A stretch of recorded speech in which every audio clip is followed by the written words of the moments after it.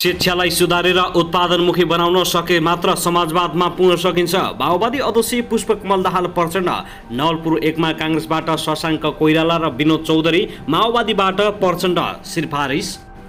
लगातार बसेको गठबन्धनको बैठकले सिट बाँडफाँड अहिलेसम्म टुङ्गाउन सकेन। आज पनि सत्तारूढ गठबन्धनको बैठक बस्दै बालुवाटारमा शीर्ष नेताहरूले सिट बाँडफाँडबारे छलफल गर्ने 2 दिनभित्र टुङ्गाउने दाबी। झापा क्षेत्र नम्बर 5 बाट नेकपा एमाले अध्यक्ष केपी शर्मा ओलीको नाम सर्वसम्मत रूपमा सिफारिस। सुदूरपश्चिमका 6 सिटमा नेकपा एमालेका भेटरान उम्मेद्वार। झापामा ओलीसँग ककसले टक्कर लिँदैछन् त। भारतका स्थल सेना अध्यक्ष पाण्डल नेपाली सेनाको जङ्गी अड्डामा दिए 22 करोड बराबरको सैन्य सामग्री। के दिए त यसबारे सम्पूर्ण जानकारी। 4 वटा घोडा हस्तान्तरण, 10 वटा गाडी। उदयपुर हत्याकाण्ड प्रहरीमा लगेर थुनाउँछु भनेपछि भाइ बुहारीको परिवारै सखा पारे आफ्नै दाजुले। काठमाडौँ बुद्धनगर घटना, किशोर किशोरी सँगै 6 तलामा पुगे, अङ्गालोमा बेरिएर हामफाले। हिजो मात्रै सांसद पदबाट राजीनामा दिएका राजेन्द्र लिङ्गदेनले भन्छन् आधारभूत रूपमा कसैसँग पनि गठबन्धन हुँदैन। नेकपा एमालेसँग चुनावी तालमेल हुन सक्छ। खस्कियो कक्षा 12 को नतिजा, के कति आयो कसको अङ्क। भिजिट भिसामा दुवै जानेहरूको लर्को, तर एयरपोर्टबाटै फिर्ता आउँछन् लाखौँ लगानी गरेका श्रमिकहरू। आखिर किन यस्तो छ कारण? पछिल्लो 24 घण्टामा 22 जना एयरपोर्टबाटै फर्काइए। मादक पदार्थ सेवन गरेर सवारी चलाउने विद्यार्थीसहित 51 जना विद्यार्थी चालक कारबाहीमा। उपचारका क्रममा बालकको मृत्यु भएपछि चन्द्रपुर अस्पतालमा तोडफोड मचियो हङ्गामा।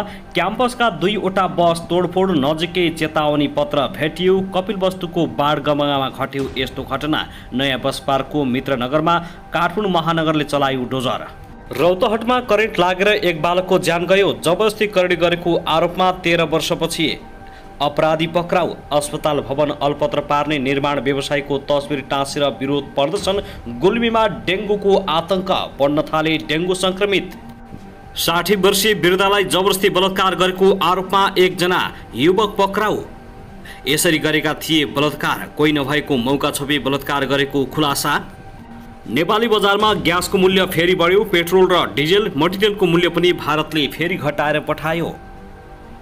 कति पुग्यो डिजेल पेट्रोलको मूल्य, यसबारे सम्पूर्ण जानकारी। नेपालमा किन घट्दैन डिजेल पेट्रोलको मूल्य? र नायक तथा अभिनेता पल शाह भोलि छुट्ने, कति बजे छुट्दैछन् यसबारे सम्पूर्ण जानकारी। भोलि 21 गते पेशी तोकिएपछि उनी भोलि नै रिहा हुने तयारी। एकाएक भूकम्प जाँदा 8 जनाको मृत्यु। भूकम्पको धक्का चीनसम्म महसुस। अब हेर्नुहोस् पुरा समाचार।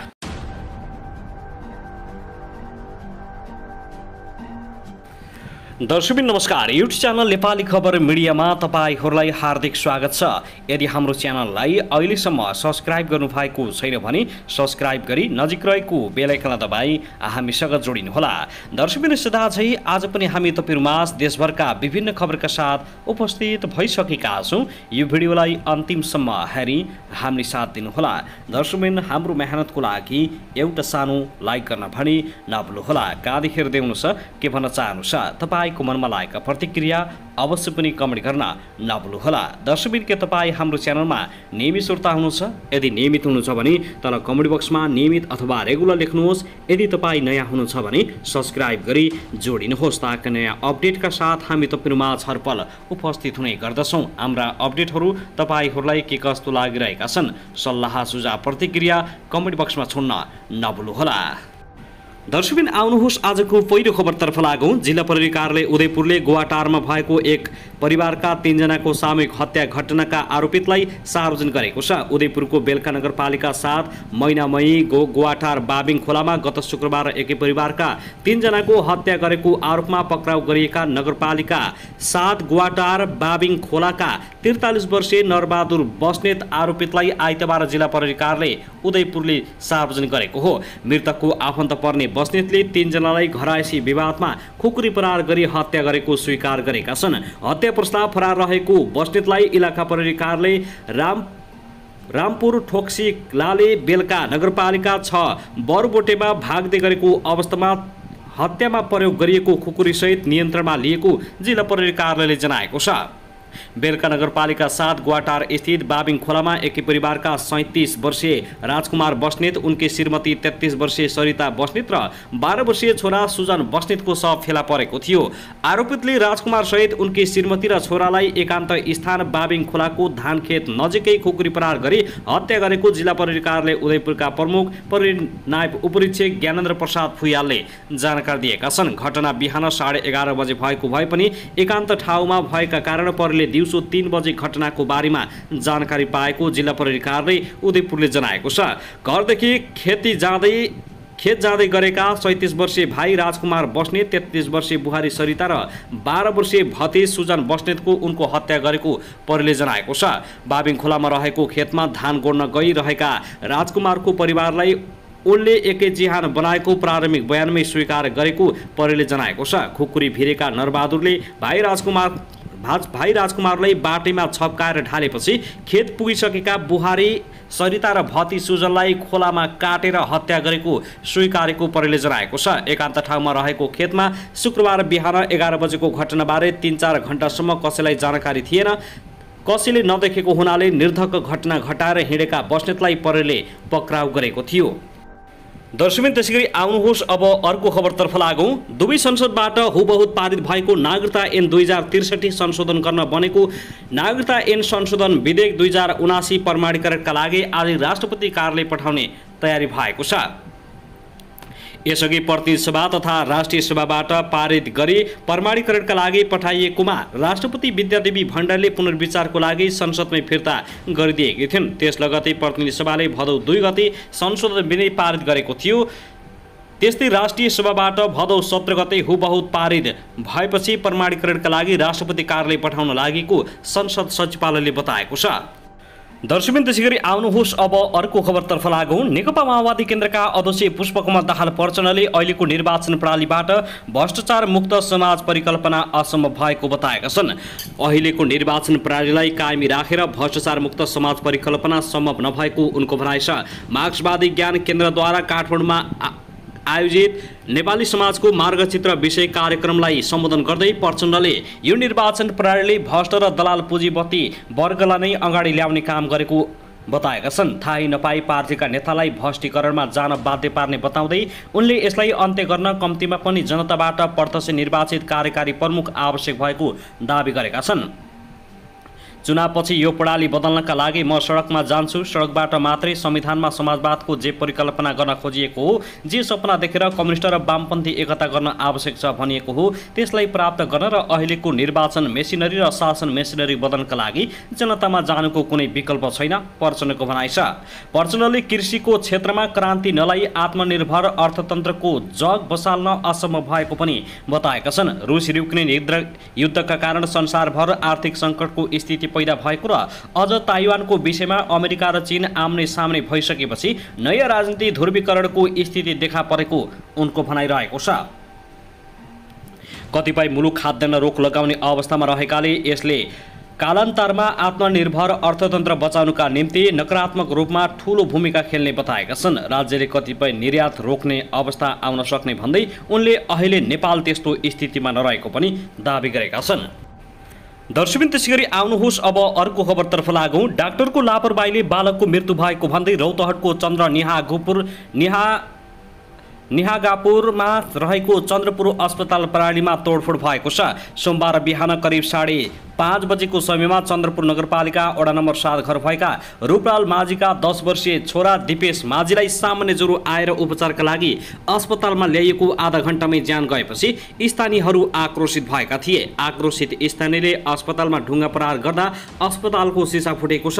अस्पतालका डाक्टर सुभाष चौधरीले भने डाक्टरको लापरवाहीका कारण नभएर बालकमा पहिला नै इन्फेक्सन भएका कारण मृत्यु भएको बताएका छन्। मृतक बालकको शव पोस्टमार्टमका लागि वीरगञ्ज पठाइएको इलाका प्रहरी कार्यालय चन्द्र निहागापुरले जनाएको छ। घटनाबारे थप अनुसन्धान भइरहेको प्रहरीको भनाइ छ। चन्द्रपुर अस्पतालका डाक्टरहरूकै लापरवाहीका कारण दिपेश माझीको ज्यान गएको स्थानीयहरूले बताउँछन्। चन्द्रपुर नगरपालिका वडा नम्बर 7 का वडाध्यक्ष विष्णु प्रसाद उप्रेतीले भने सामान्य ज्वरो लागेको बच्चालाई उपचारको क्रममा मृत्यु भएपछि डाक्टरको लापरवाहीले ज्यान गयो भन्दा अस्पतालका सञ्चालक सुभाष चौधरीले के को लापरवाही कानुनमा जानुहोस् भनेर थर्काएका थिए।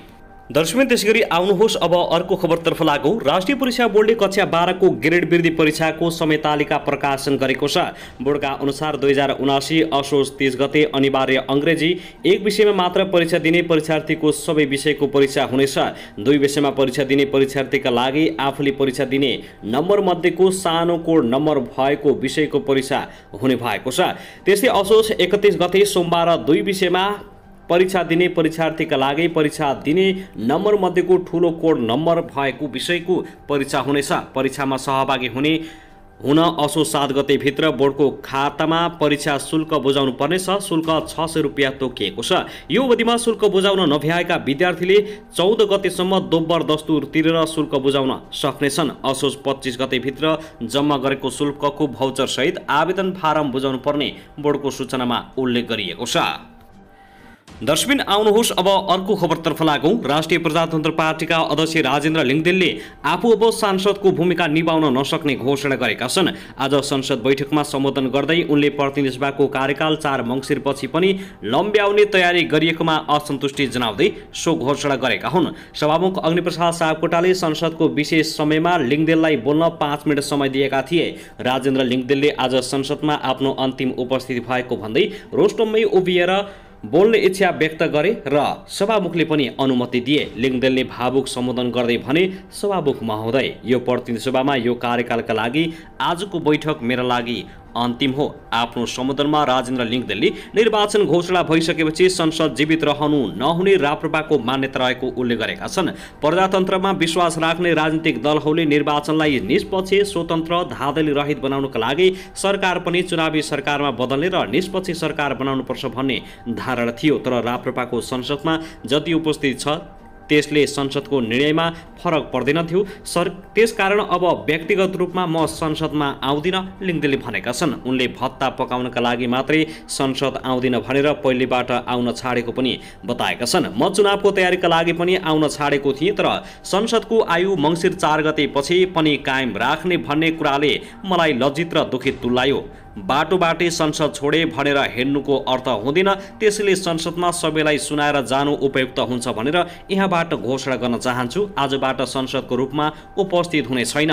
सभामुख र सचिवालयमा आग्रह गर्छु कि मेरो नाममा तलब सुविधा रोक्का गरियोस्। यस प्रकारको अनैतिक काममा सहभागी नहुन मेरो अन्तरआत्माको निर्देशन भएकाले आज यो सबै चिज म त्याग गर्दैछु। आजबाट म संसद भवन छिर्दैन। दर्शकबिन त्यसैगरी आउनुहोस् अब अर्को खबरतर्फ लागौँ। उदयपुरको बेलका नगरपालिका 7 मैना स्थित गोवाटारा गाविङ खोलाका 43 वर्षीय नरबहादुर बस्नेत भाग्दै गरेको अवस्थामा पक्राउ परेका छन्। आफ्नै वंशजका 3 जनाको हत्या गरेर भाग्दै गरेका उनलाई प्रहरीले गैराती पक्राउ गरेको हो। शुक्रबार दिउँसो पारिवारिक विवाद भएपछि बेलका नगरपालिका 7 मैनाका 33 वर्षीय राजकुमार बस्नेत, 33 वर्षीय सरिता बस्नेत र 12 वर्षीय सुजन बस्नेतको खुकुरी प्रहार गरी हत्या गरिएको थियो। तीनैजनालाई नरबहादुरले खुकुरी प्रहार गरी हत्या गरेका थिए। मृतक सरिता नरबहादुरकी श्रीमती तथा सुजन छोरा रहेका छन्। हत्यापछि नरबहादुर फरार भएका थिए। जिल्ला प्रहरी कार्यालयका सूचना अधिकारी परिनायब उपरीक्षक राकेश कुमार सोदारका अनुसार घटना लगतै इलाका प्रहरी कार्यालय बेलका रामपुरको टोली परिचालन गरिएको थियो। उनलाई बेलका 6 बरबोट नजिकैको जंगलबाट खुकुरी सहित पक्राउ गरिएको छ। नरबहादुरको बयान लिने कार्य भइरहेको र हत्याको कारण चाँडै खुल्ने प्रहरी उपरीक्षक ज्ञानेन्द्र फुयालले जानकारी दिएका छन्। तीनैजनाको शव परीक्षणका लागि सुनसरी स्थित बीपी मेमोरियल अस्पतालमा लगिएको छ। त्यसैगरी आउनुहोस् अब अर्को खबरतर्फ लागौँ। प्रेमिकाको हत्या गरी फरार रहेका अभियुक्त अन्ततः 2 वर्षपछि पक्राउ परेका छन्। पक्राउ पर्नेमा कपिलवस्तु शिवराज 7 का काशीराम मुराउ रहेको प्रहरीले जनाएको छ। प्रहरीका अनुसार पूर्व पश्चिम महेन्द्र राजमार्गको फायर लाइनबाट 800 मिटर भित्र घना जंगलमा लगेर 2 वर्ष पहिले प्रेमिकाको हत्या गरी मुराउ फरार भएका थिए। फरार मुराउलाई रूपन्देही प्रहरीले पक्राउ गरेको हो। गुल्मीको साबिक अर्खवाङ 2 की 35 वर्षीय बसन्ती भन्ने धनकुमारी अर्याललाई 2077 माघ 10 गते हत्या गरी जंगलमा विवासीय अवस्थामा फालिएको शव प्रहरीले फेला पारेको थियो। त्यसैगरी आउनुहोस् अब अर्को खबरतर्फ लागौं।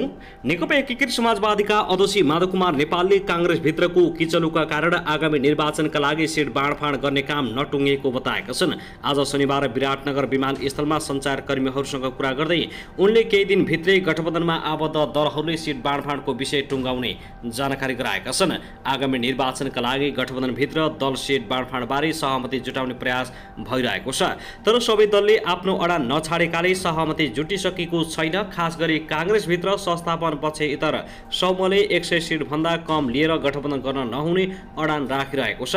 सोही अवस्थाप्रति लक्षित गर्दै अध्यक्ष नेपालले कांग्रेसको आन्तरिक किचलुका कारण सिट बाँडफाँडको विषय टुङ्गाउन नसकिएको जानकारी गराएका हुन्। तपाईहरूले कति सिट पाउनुहुन्छ भन्ने पत्रकारहरूको प्रश्नमा अध्यक्ष नेपालले आफ्नो पार्टीको दाबी 40 सिटमा रहेको सङ्केत गरेका छन्।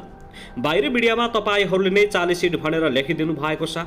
उनले जित्ने सम्भावनाका आधारमा गठबन्धन दलहरूबीच सिट बाँडफाँड हुनुपर्ने आफ्नो धारणा रहेको स्पष्ट पारेका छन्। कुन ठाउँमा कुन दलले दिँदा जित सुनिश्चित हुन्छ त्यही अनुसार भागबण्डा गरौँ भन्ने मेरो मान्यता हो। अध्यक्ष नेपालले अब चुनाव अगाडि वाम एकताको सम्भावना नरहेको बताएका छन्। उनले चुनाव अगाडि वाम गठबन्धनको सम्भावना नरहे पनि चुनाव पछाडि भने अवस्था हेरेर हुन सक्ने बताएका छन्। उनले तत्काल माओवादी केन्द्रसँग गठबन्धन हुने भए पनि पार्टी एकता भने नहुने स्पष्ट पारेका छन्। दर्शकबिन त्यसैगरी आउनुहोस् अब अर्को खबरतर्फ लागौं।